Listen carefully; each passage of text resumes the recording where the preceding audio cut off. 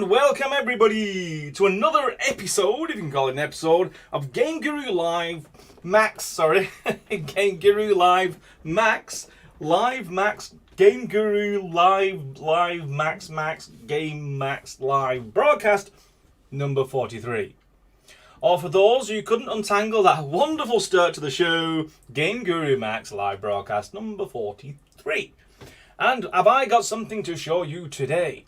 Now, remember last week I showed you lots of lovely art. I was hoping to show you some more lovely art, but we're still in the process of converting it and testing it and making sure it works with collisions and all the rest of it. But I still have some really cool things to show. Two things, in fact. But before I talk anymore, I want to make sure everybody can hear me. So I am going to look for that all-important anticipated post. You can hear me, you can hear me, you can hear me. Thanks very much, thanks Brevin. We can hear you. Excellent. So what are the two things I would like to show you? I'm not going to tell you, not yet. I'm going to first tell you the format of this broadcast. You are lucky enough to listen to me live. You have a live chat. You have the opportunity to ask me questions. So post your question with a question mark at the end. And at the end of this broadcast, I will answer as many as I can within the 15-minute mark. After that, you will find your answers posted on the GameGuru forums along with a recording of this broadcast. And so that is the format. So what are these two things, Lee? Well, I have a new welcome system to show you, and I'm going to show you some improvements to the renderer, the thing you see when you make your level and play your game. Well, we've been working very hard on making sure that it's just right. So we get the sweet spot of some really nice visuals, and I can show you a few of those improvements, talk about them, and then I will let the community enjoy those enhancements and show you what they're doing, because it's really amazing what a great renderer can do for a piece of art. So without further ado, but before I go to the software, my God, there's lots of preamble, isn't there? I just wanted to announce, and this was something that was mentioned to me, Lee, you should really mention that. This Friday's build takes the current bug count from 122 reported bugs on Max over the last, I'd say 6 weeks. We took that 122 score all the way down to 44. We've fixed the rest. The Friday build will confirm those fixes from anyone who reported those issues. But I think that's a huge stride towards one of the things we wanted to do throughout GameGuru Max's development, which is to always stay really ahead of new bug reports. So we're not leaving a bug for weeks and weeks and weeks. The only reason we accumulated so many is a lot of repeat stuff, and it's stuff we was working on anyway. So once we'd finished a bit, then we'd go and have a look at the issues board. And a lot of them, yeah, we actually was already working on and we fixed. But there's some really good issues there. I thought, right, yes, you're right, that's a backward step. And so we solved those. So I'm really pleased that we've actually hit a lot of bugs for this Friday build. But I'm not going to waffle on anymore. I'm going to show you the software. So just let it launch. This is the announcement page that you're going to see on Friday. So you can have a bit of a glance of the things we've hit, and of course you're going to have more information come Friday. But for now, this is the version, and just as a reminder, if you were a pre-order user, that is, you've pre-ordered the product whilst it's in development, you get this version on Friday. So the stuff I'm talking about on Wednesday, you get to play with on Friday, which I think is pretty cool. But let's show you the welcome system, and this is it. Now, I think the announcement system, the one you've just seen, that will be somehow incorporated into this style. So it will turn blue and maybe a bit more involved. Maybe the announcement thing pops up in front of the welcome screen. But this is the first draft of the welcome screen. We've actually scheduled the welcome system into 2 batches of work. This is the initial one, just so we can have something popping up so you can very quickly browse through the different demos that we've provided for you. So you can very quickly see, you know, the art that we're introducing out of the box and different techniques that want to show us small demos. This is the one that we've been working on most recently. Not in the sense that it's extremely clever level, but it's extremely nice assets. And that was actually released last week. And we've put up a small level so you can actually run around those assets without having to drop them all yourself. But I've got a really cool announcement I'm going to talk about later related to the jungle level. But the one I want to dive into is this one, our HDR Dynamic Exposure demo. So we can click Edit Game. As you saw, you can not only edit the game, you can just click Play Game, which means it loads and plays straight away. And obviously the welcome screen will also include things like your own levels that you've created and tutorials and help guides and all that kind of cool stuff. But I'll be able to introduce you more, I'll introduce more factors about the welcome screen once it starts to become more functional and online, and I can talk about it in more depth. But for now, I think everyone's familiar with this HDR demo, and what I want to show is a couple of things. Some people have some really nice levels with high reflectance, so I'm just going to take this floor tile, I'm just going to talk and demo at the same time. If I set this reflectance to maximum and then set the roughness down so it's not so shiny, in the last build you could never set it completely to 0. The shader would cap and you'd always end up with this bit of a sharp dotty specular on your walls and floor. Well, we've removed that cap because it wasn't really doing a couple of levels any favours, so now you can get it right down to 0 if you want to. And the benefit, of course, is you don't have those big specular blobs in the reflections representing your lights, because maybe you want to use lights as a sort of a fudge. You don't really want to have the user see exactly where your fake light has been placed. So that's one of the things we've done in the shader changes. It reverts a technique that's used in the current Wicked engine, but we've had feedback saying, you know, they don't want that cap. They don't want a minimum roughness level. If they want to set to 0, they want to set to 0, and so fine. But if anyone who doesn't like that new change, just make sure that your roughness is set to something like 0.4 or something, and you'll restore the original functionality. Another thing that people was talking about was the treatment of emissives. So I'm just going to very quickly jump into this folder. Yeah, it's always good to rehearse when you're presenting, so I knew exactly where it was. This isn't mine. This is not going to be included in the out of the box, but I imagine you will be seeing it in the community at some point. And the reason I've picked it, it's a really nice model and it has an emissive texture, you see. And you can tell that because if I increase the emissive strength, it glows blue. But before, it could only be like a version of its own texture color or white. But now we've changed. There was another cap in the latest version of the Wicked Engine shader which didn't allow you to do this. So if I set that to green, then you can actually increase the greenness of it. So as I go further away, it's definitely retaining that greeniness of its emissive. And you didn't get that in the last build. You do get it in this build. And the last thing I want to show, a little quick aside, but I think it's very useful for you to know. Let me just get that one completely roughness to 0. If I select, here it is, the another object that you won't find. Let me just go to vertical, get it down nearer to the floor, give it a custom material, set its reflection to max. Roughness of 0 makes it very smooth indeed, but you notice it's not really reflecting the room. If I go to just put it over here, that's because this light now has control over what's called an environment probe. So if I actually go to customize, there's a new field here called light probe scale. And if I scale it, you'll actually see that there's this box. Notice what's happening with the sphere. Maybe I just move a bit closer so you can appreciate what's going on. You can actually see that as you change the light probe, the environment sort of bounds.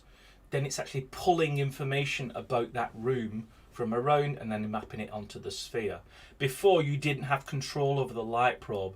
And the most important thing, I think, is that if you set the light probe to 0, it deletes the light probe. So that light is just a light. It does not contribute an environment map to its environment. And obviously it's the opposite. You can actually set your light probe to maximum. You notice the box detects the interior space and sets that maximum size to that. That's provided for free as an automatic feature. But then you can also switch all the light influences off. So light range to 0 and light probe scale to maximum means it's just an environment probe and not a light. So they're interchangeable. Will this stay as the final version? Well, it depends how you like it. You know, if you think you want changes, additions, Or maybe you want the elements to be different, so a light and an environment probe are two different elements.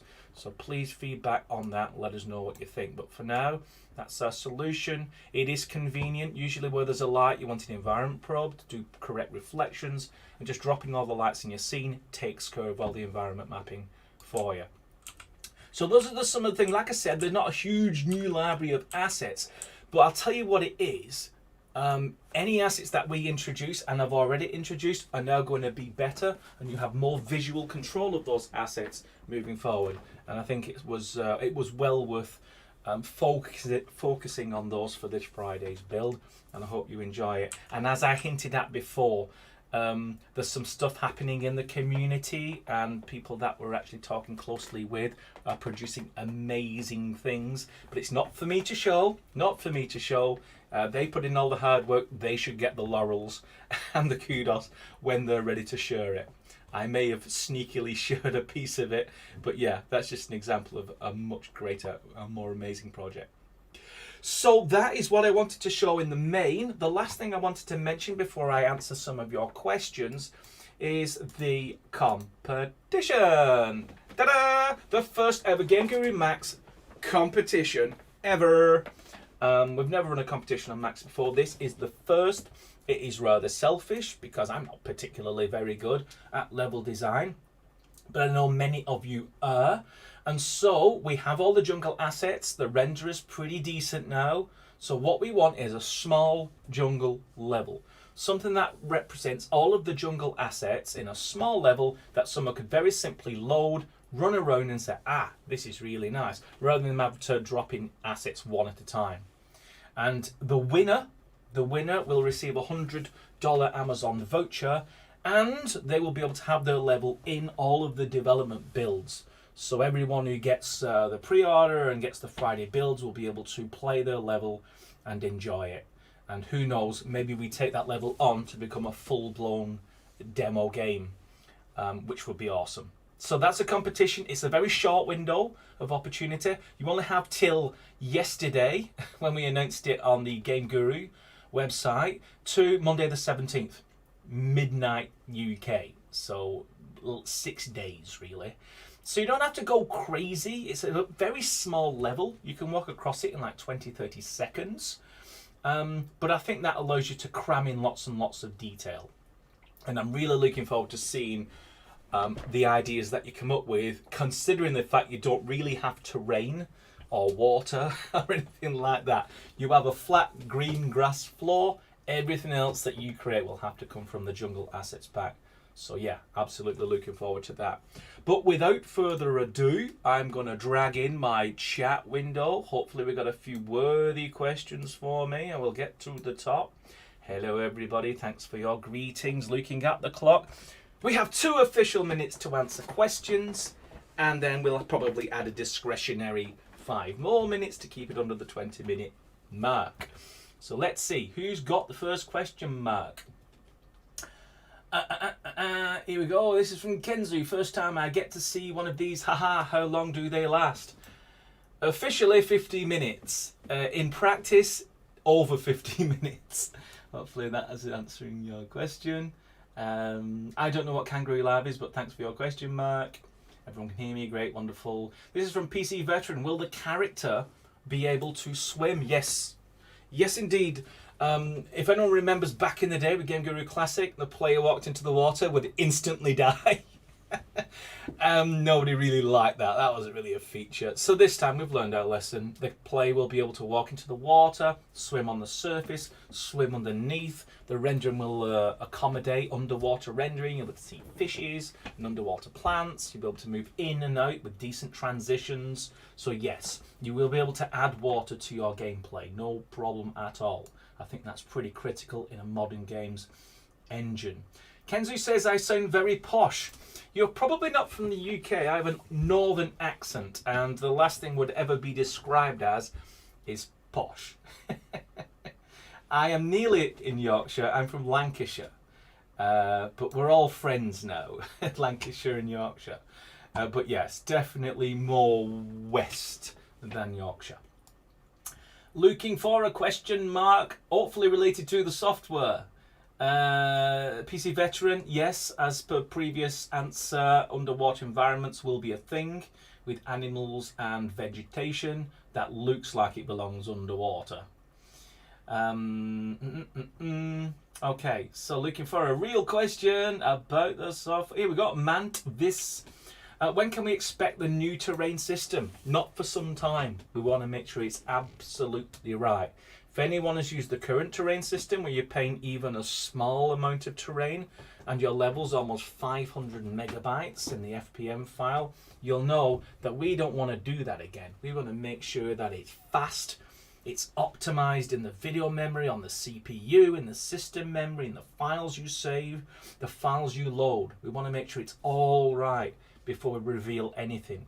But I can sneakily reveal it's going very well. We're slightly ahead of schedule on our plans for the terrain system, and it's beyond what I hoped it would be. So hopefully that kind of keeps you a little encouraged that we're not leaving you with the current terrain system, but we are ready to release the new one when everything is ticking along very nice. Nomad Soul question, what has been the hardest thing to code in Max so far? What a great question. I can't think. You know what? I think I didn't code the model importer. That was one of my team members. But having to deal with all of the different variations, not just in the geometry and the animations and the textures, just the vast variances across the whole world of how an asset gets into an engine. There's like a million cogs all spinning and they all have to line up perfectly to get it right. So that, I think, has been a real torture. And I don't think that challenge is going to end for quite some time as we discover new model variants coming in. But it's a challenge we're ready to accept, and it's also a challenge we identify as super critical to get right if people are going to use GameGuru MAX as an easy stop. Like, you've got a model, you don't really care about converting it to something, you just have to drag it in and make a level out of it. That's what you want. You don't want to start messing about learning stuff about vertices and textures and sizes and stuff and animations and keyframes. So we want to take that burden off you, and it is a challenge to do, but we've decided to tackle it with both hands, all 6 hands. However many people we end up having work on it to make sure it's right. Here's another one from Kenzu. You have one question. Will GameGuru MAX make third person possible? It was limited in Classic, and it's my only negative thing about GameGuru, which is why we're not focusing on it for GameGuru MAX. We've learned that lesson as well. There's no point putting a feature in if it's half-baked.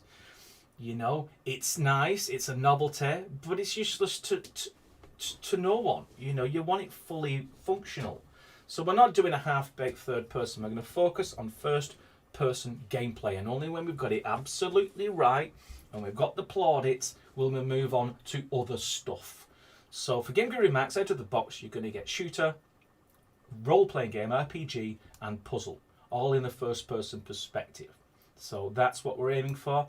Less is more, so less things means we've got more time to focus on the quality and the polish. And I think it's a strategy that's really going to work for us. Another one from PC Veteran, what can we expect for the VR mode when making shooter games? Well, you'll be able to expect going into virtual reality and playing the level that you've created in VR. And the controller, the VR controller that you've got, will be mapped to all of the controls of your game. So you'll be able to move, you'll be able to look around, you'll be able to collect things, you'll be able to shoot, open doors, all the typical things you'd expect, but nothing more than that. We're not doing a VR-only series of features. It will simply map your non-VR experience into the VR simulation. Maybe in the future we expand on what we're doing on VR, but we just want to get VR in there. We're not looking to create whole new original things. We just want to map it, but make it a sympathetic ad so it's not a difficult experience in VR. So it's an enjoyable experience in VR. Looking at the clock, we're now at 19. That's 4 of the 5-minute discretionary eaten up. I'm now going to skip through, and I'm sorry for people who are asking more questions. I'm going to look for people who hasn't had a question answered yet, just a little bit a bit more fur. The next new person will be Paul Walker question. Has the suspected memory leak been fixed in the latest round of bug fixes? Which memory leak? There were several, and we fixed them all. So there's no memory leaks that we are aware of that haven't been fixed. We've also fixed some things that were leading to spontaneous crashes relating to race conditions and resource allocation.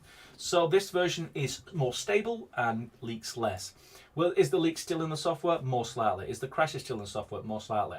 This is the burden of having development builds. So hopefully you can bear with us whilst we fix them as you find them. Looking for another question mark. This is a new question from Ask Hat. Why you're ignoring VR features? We're not. We're going to add VR simulation. You'll be able to detect the controller, the VR headset that you've got. I'm looking for a question mark, really. Sorry about the bleeps. I think Studio is updating whilst I'm using it to stream. That's a useful feature. Here's a question from T-Bone. Will we have an option to disable shadows while working in the editor to prevent lag or stalls? I haven't really noticed any drop in performance. But yes, there is a feature where you can actually switch the shadows down to like 128 by 128. That should reduce any performance hit that shadows are generating.